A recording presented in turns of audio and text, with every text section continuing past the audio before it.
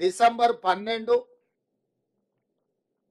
2018 తారీఖు నుంచి మొదలుపెట్టి 9, 12, 2023 వరకు సరిగ్గా 5 సంవత్సరాలు గత ప్రభుత్వం, మళ్ళొక్కసారి నేను చెప్తున్నా, గత ప్రభుత్వం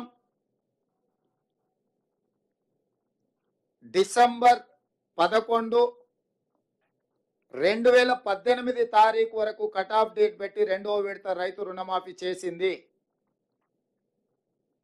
డిసెంబర్ 12, 2018 తారీఖు నుంచి తీసుకున్న రుణాలు డిసెంబర్ 9, 2023 వరకు 5 సంవత్సరాల మధ్య కాలంలో ఈ రాష్ట్రంలో ఉన్న రైతులు తీసుకున్న 2 లక్షల రూపాయల వరకు రుణమాఫీని చెయ్యాలని మా ప్రభుత్వము ఈ మంత్రివర్గంలో నిర్ణయం తీసుకున్నది.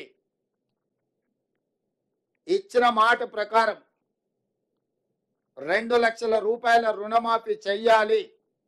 కట్ ఆఫ్ డేట్ 12, 12, 2018 నుంచి 9, 12, 2023 మధ్య కాలంలో రైతులు తీసుకున్న రుణాలను 2 లక్షల రూపాయల వరకు మాఫీ చేయాలని మా మంత్రివర్గంలో మేము నిర్ణయం తీసుకున్నాము. ఈ రుణాలు మాఫీ చేయడానికి దాదాపుగా 31,000 కోట్ల రూపాయలు అవసరం అవుతున్నది.